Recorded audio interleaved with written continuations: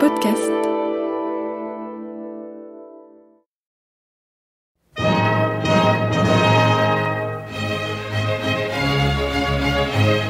Bon baiser de partout. Une émission secrète de...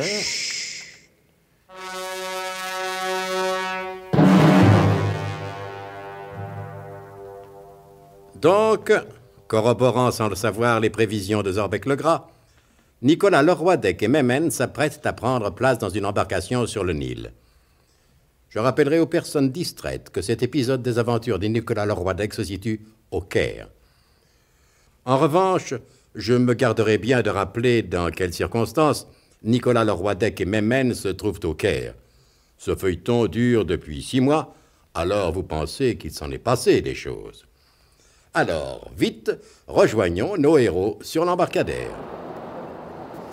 Cette fois, Mémène, tu es contente. On fait ce que tu veux, on va se promener. Ça n'a pas l'air de te faire plaisir, mon biquet. Mais si. Ouais, on le dirait pas. On fait une tête. C'est exactement comme chez Gégène à Joinville-le-Pont le jour de la noce à Léontine. Ah, tu vas pas remettre ça avec la noce à Léontine, hein? Tu diras ce que tu voudras, mais tu fais une drôle de tête. Mais non, Mémène, c'est une illusion. J'ai ma tête de tous les jours. Ma bonne petite tête d'enclumier. On ne me l'a pas envoyé dire, d'ailleurs, que je n'étais qu'un enclumier. Je sais ce que je dis. Tu fais la tête. Mais non, je te dis. Avec moi, inutile de mentir. Je vois bien que t'as pas l'air à la noce. Écoute, Mémène, il faudrait savoir ce que tu veux. À l'instant, tu me reproches d'avoir la tête que j'avais à la noce à Léontine. Et maintenant, tu me reproches de ne pas avoir la tête d'être à la noce. Alors, il faudrait savoir, suis-je ou ne suis-je pas à la noce? Faut toujours que tu t'arranges pour tout gâcher. Pour une fois qu'on a l'occasion de se promener sur le Nil, c'est pas à Houille qu'on pourra faire des balades comme ça. Bon, ne nous disputons pas, Mémène. Allez, c'est pas le moment. Puis fais attention de ne pas tomber à la flotte. Ici, c'est plein de crocodiles. Tiens, allez, donne-moi la main et embarquons. Et ils embarquèrent. Le bateau était désert, ils étaient les seuls touristes, à part un derviche tourneur qui tournait sur le pont. Qu'est-ce qu'il a tourné comme ça, celui-là? Ben, il tourne parce que c'est un derviche tourneur. Qu'est-ce que c'est un derviche? C'est une espèce de curé mahométain. À quoi que tu vois qu'il est curé? Tout à l'heure, il fera la quête.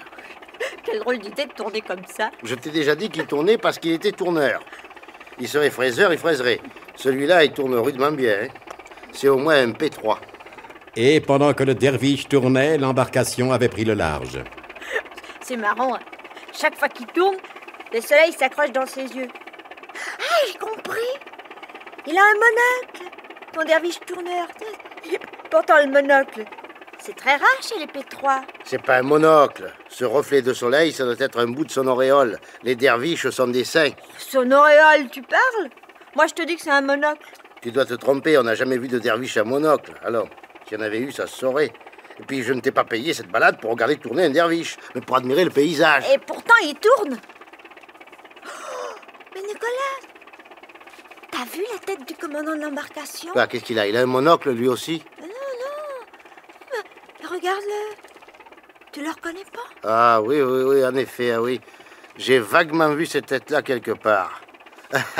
Je crois même que c'était mon chauffeur quand j'ai débarqué à Alexandrie à l'époque où... Enfin bref, c'est fini, c'est bien fini. Allez, ne revenons pas là-dessus. Oui, il ressemble au chauffeur. Et qu'est-ce que ça prouve, hein? Tout simplement que tous les Égyptiens se ressemblent. Moi, je te dis que je le connais. Hein?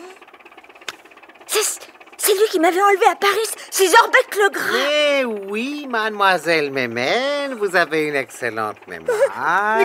Nicolas, faut faire quelque chose. Monsieur Leroidec, je crois au contraire qu'il serait sage de votre part de ne rien faire. Vous êtes entièrement à ma merci. Ou vous restez bien tranquille jusqu'à ma villa, où nous arriverons dans quelques minutes, ou bien alors je serai obligé de vous bâillonner, de vous ligoter.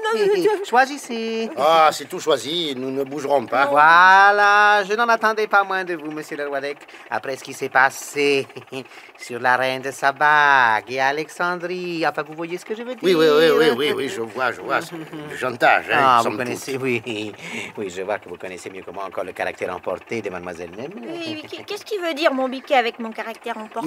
Mais rien, mon poussin bleu, mais rien, je t'expliquerai. Je suis sûr que vous vous tiendrez tranquille. Et d'ailleurs, j'ai toujours été partisan de la paix des ménages. Toutefois, s'il vous prenez fantaisie de changer d'avis, j'aime autant vous prévenir tout de suite que ce saint homme, occupé à ses exercices de piété, n'est autre que mon associé, Wilhelm Fertag. Ah, voilà. Tu vois, Mémène, pour le monocle, t'avais raison. C'était pas une auréole. Et vous, Fertag, Cessez de tourner comme ça, vous allez ficher mal au cœur à tout le monde. Vous m'avez compris, s'il vous plaît, cessez de tourner. Je voudrais bien, Zorbeck, mais maintenant que je suis lancé, je ne peux pas. Oh. Et ferme tag, toujours tournant, l'embarcation stoppa devant l'embarcadère particulier de la villa que Zorbeck avait loué. Ferme-tag. Alors, Ferme-tag, je vous donne l'ordre de vous arrêter maintenant. Mais je vous dis que je ne peux pas, Zorbeck. Je suis comme une vieille vedette de cinéma, je peux pas m'empêcher de tourner. Bon, Ferme-tag, je prends la mitraillette et je compte jusqu'à 3. Ne tirez pas, Zorbeck, je sens que déjà j'ai ralenti. Je ne vous demande pas de ralentir, je vous demande de vous arrêter. Je vous ai déjà dit, je peux pas, je suis entraîné par la fausse vermifuge. Attention, Ferme-tag, je vais armer la mitraillette. Je vous en supplie, Zorbeck, ne tirez pas. Eh bien, faites quelque chose, essayez de tourner dans l'autre sens, je sais pas, ça arrêtera peut-être. Ah tiens, ça c'est pas bête ce que vous dites là, Zorbeck. Attention, je prends mon élan. Allez. Je tourne dans Oui. l'autre sens. Oh, Attention. voilà, j'ai failli me cogner, mais ça y est, maintenant je suis arrêté. Ah, il était temps, hein. Supposez que j'ai eu besoin de vous, hein. Nous aurions été dans de beaux draps. Excusez-moi, Zorbeck. Et où sont-ils? Je les ai enfermés dans la villa. Ensemble? Mais oui, naturellement. Il faut continuer à démoraliser Nicolas.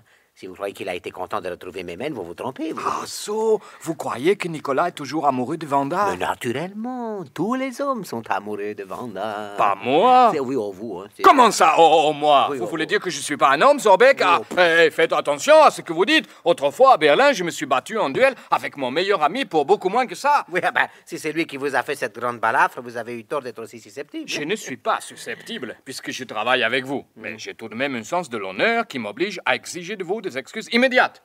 J'attends. Ferme-tag. Vous n'êtes pas un homme, vous êtes un monstre. Vous êtes content comme ça? Dankeschön. Comme Bon, ça alors, va. ça va, très Bon, alors je vais aller préparer les peignoirs. Non, je vous rappelle, Ferme-tag, que c'est moi et moi seul qui décide de la conduite à tenir. Mais vous avez parlé de lavage de cerveau. Oui. Pour bien laver, il faut une peignoir. Je tiens tout d'abord à avoir une conversation sur le mode amical. D'après les renseignements que nous avons recueillis, Nicolas Leroy-Dec cherche depuis longtemps à vendre le microfilm du Biglotron. Et pourtant, à la comtesse Vanda, il lui donnait, il ne lui vendait pas. Il n'a rien eu en échange. Vous croyez? Oh, je veux dire si peu de choses. Ferme-tag, je vous en prie. Ne parlez pas de ce que ne vous connaissez pas. Donc, d'après les renseignements recueillis, Nicolas s'est adressé à divers agents. Mais je suis un agent comme un autre. Enfin, je veux dire, mieux que les autres. Et il n'y a aucune raison que je ne joue pas le jeu avec lui pour savoir d'abord quelle version Nicolas Leroy-Dec donnait sur la provenance du microfilm à ses acheteurs éventuels. Et ensuite seulement, je ferai appel à votre peignoir, comme vous dites, pour connaître la vérité. Très bien, ça. Et voilà. Mais croyez-moi, ne perdez pas trop de temps en vain bavardage inutile. Non, écoutez, ne soyez pas impatient. Mais vous l'aurez, votre petite séance d'hydrothérapie. C'est promis. Vous le jurez, Zorbeck? Mais oui, je le jure. Alors maintenant, laissez-moi faire.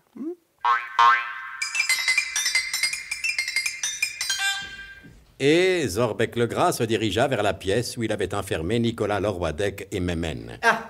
Monsieur Nicolas Leroy-Dec, je vous prie tout d'abord d'excuser la manière un peu brutale en apparence avec laquelle je suis entré en contact avec vous. Ouais. Mais je tenais absolument à ce que nous ayons ensemble une conversation sérieuse. Comme je suppose que mademoiselle ici présente n'est pas au courant de toutes vos activités et que dans ce genre de tractation, il faut s'entourer d'un certain nombre de précautions. Alors, je suis sûr que vous comprendrez, mademoiselle, la nécessité où je suis de vous enlever encore une fois, si je puis dire, Nicolas Leroy-Dec pendant quelques instants. Et mademoiselle, je vous prie de bien vouloir m'en excuser. Vilaine Fertag vous tiendra compagnie pendant que je bavarde avec votre ami. C'est ça. Hein? Mémène, reste ici, regarde les illustrés. Je vais causer avec monsieur, j'en ai pas pour longtemps.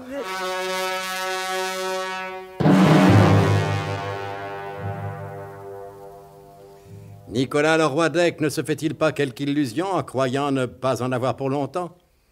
Le seul moyen que vous ayez de le savoir est de vous mettre à l'écoute des prochains épisodes de notre grand feuilleton hydrothérapique d'espionnage, Bon baiser de partout. C'était Bon baiser de partout. Une émission secrète de... Pierre Dac et Louis Rognoni.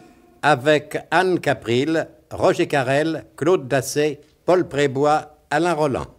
Décryptage et mise en code, Jean-Wilfried Garrett.